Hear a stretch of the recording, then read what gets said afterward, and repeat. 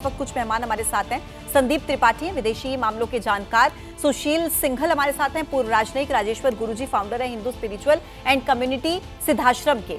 सवाल सुशील जी आपसे रहेगा, जिस तरीके से हम देख रहे हैं भारत यहां पर मेहमान नवाजी कर रहा है और प्रमुखता आगे बढ़कर जिस तरीके से यहां पर कूटनीतिक रिश्तों को और बेहतर बनाने की कोशिश की गई है, इसको भारत की कितनी बड़ी जीत माना जाए? और G20 समिट के पहले दिन यानी कि बीते कल जो इतने बड़े बड़े डिसीजंस लिए गए, ये भारत के आम लोगों के लिए कितने ज्यादा महत्वपूर्ण है? देखिए, ऐसा है कि जो राजनीति, ये जो डिप्लोमेसी है, ये इसका पर्पस क्या है? पर्पस है कि अपने देश के जो हित हैं उनकी सुरक्षा करा जाए और उनको बढ़ाया जाए। तो ये जो जितने भी कल समझौते हुए हैं, जितना डिक्लेरेशन हुआ है, तो उसमें आप देखें तो जैसे क्लाइमेट चेंज है, फूड सिक्योरिटी है और एनवायरनमेंट प्रोटेक्शन है, या इकोनॉमी, जो मल्टीनेशनल जो ऑर्गेनाइजेशन में इनमें रिफॉर्म्स हैं, उन सब का फायदा, जो भी बदलाव आएंगे वो सबका फायदा देश को होगा।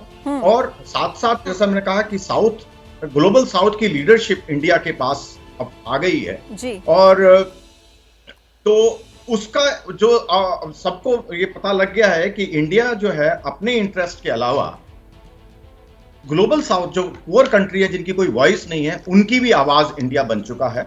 और उसमें उसका विश्वास हो गया है इंडिया में। अब जब से कल आप देखिए जैसे कि प्रधानमंत्री ने घोषणा की कि G20 के लिए हम जो है उपग्रह छोड़ेंगे और जो कि फसल है, क्लाइमेट है, उसके लिए उनकी मदद करेंगे। तो उस सब का आपस में डेटा का एक्सचेंज होगा, तो इसमें इंफॉर्मेशन एक्सचेंज बढ़ेगा। और कल ही हमने जो है 2 इनिशिएटिव और लॉन्च किए हैं। एक जो है मिडिल ईस्ट में जो कनेक्टिविटी का है, जो कि बहुत महत्वपूर्ण निर्णय है। दूसरा जो हमने biofuel, international biofuel alliance on the lines of the international solar alliance जो कल किया है, उसका सभी के लिए बहुत बड़ा फायदा है। उससे हमारे देशवासियों के लिए भी बहुत फायदा है कि क्लाइमेट जो चेंज, जो बदलाव आ रहे हैं, उसको हमें भी बहुत नुकसान हो रहा है। तो सभी के लिए इसका फायदा है और देश को भी इसका बहुत बड़ा फायदा होगा। बिल्कुल, निश्चित तौर पर। और संदीप जी, मुझे लगता है कि यहाँ पर जरूर हमें जिक्र करना चाहिए शी जिनपिंग का। मैं आपके पास लौटती हूँ संदीप जी, सवाल रहेगा आपसे मेरा, लेकिन अहमद बिलाल कुछ अपडेट दे रहे हैं वहां से। अहमद।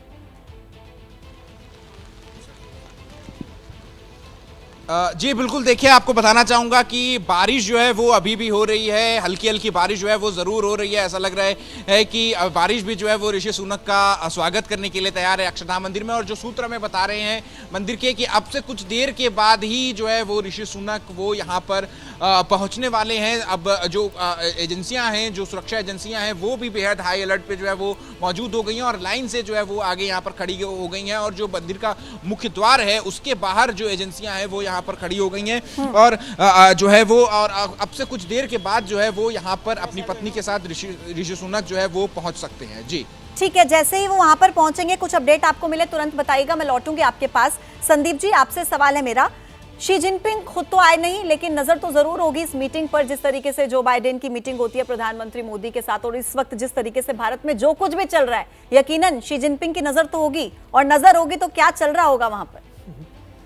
बिल्कुल नज़र है। और ये मुझे लगता है कि जब हिंदुस्तान इस तरह का कोई बहुत बड़ा आयोजन करता है तो चाइना को एक अलग तरह की उसमें बेचैनी दिखती है।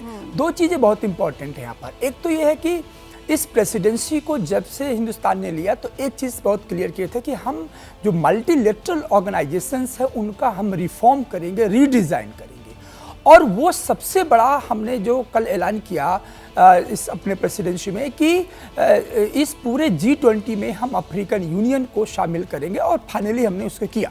और इसका डिक्लेरेशन आज नहीं, इसका डिक्लेरेशन पहले ही जून में जब प्रधानमंत्री मोदी जी की यात्रा जब अमेरिका में हुई थी, वहाँ उन्होंने मंशा जताई थी कि इतने बड़े कॉन्टिनेंट की आवाज़ को आप नज़रअंदाज नहीं कर सकते हैं। और भारत जब हमेशा कहता है कि हम आवाज़ बनेंगे ग्लोबल साउथ की, तो यही एक आवाज़ है कि ग्लोबल साउथ में अफ्रीका कंटिनेंट, जो कि आज चाइना के डिप्लोमेसी में, उसके जो चीन की जो कर्जा नीति में है उसमें फंस चुका है, उसके ट्रैक में आ गया है, वहाँ से निकालना भारतीय कूटनीति की सबसे बड़ी सफलता है।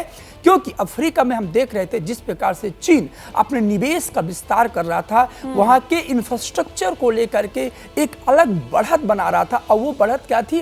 ट्रैप की थी। ऐसा नहीं था कि अफ्रीका के विकास को लेकर के चीन चिंतित था, वो ये था कि मिडिल ईस्ट और अफ्रीका को कब्जे में लेकर के एक तरह से अपने एक ऑर्डर स्थापित करना। तो भारत की ये कूटनीतिक जो पहल हुई, अफ्रीकन यूनियन को शामिल करना, चीन को एक संदेश है। वो संदेश है कि आप विस्तारवादी नीति को अपना करके वैश्विक ऑर्डर को चैलेंज नहीं कर सकते। हाँ। और मुझे लगता है ये बहुत बड़ा लेकिन संदीप जी, जैसे कि आपने जब अपनी बात की शुरुआत की तो आपने बोला कि बेचैनी चीन को होने लगती है। हालांकि चीन का प्रतिनिधित्व करने के लिए उनके पीएम यहाँ पर आए हैं, लेकिन आपको क्या लगता है कि अगर शी जिनपिंग की मौजूदगी होती तो क्या एक डिस्कम्फर्ट का माहौल होता है? जल्दी से एक लाइन में जवाब दीजिए। बिल्कुल पूजा जी, आपने सही कहा। आज भी चीन ऐतराज किया है वन फ्यूचर को लेकर के। चीन को वन फ्यूचर, भारत फ्यूचर को डिजाइन करे, रीडिजाइन करे, ये बर्दाश्त नहीं, क्योंकि चीन को लगता है। जी, मैं इसी चर्चा को आगे बढ़ाऊंगी। पत्रकारिता कोई इमोशन नहीं है, ना अपना कोई ज्ञान देना है और ना कोई विचार थोपना है। पत्रकारिता क्या है?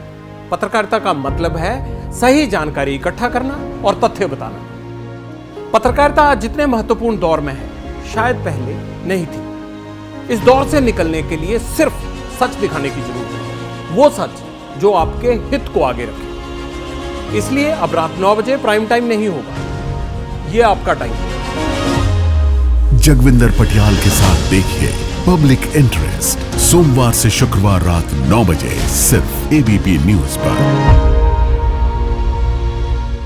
एबीपी न्यूज आपको रखे आगे।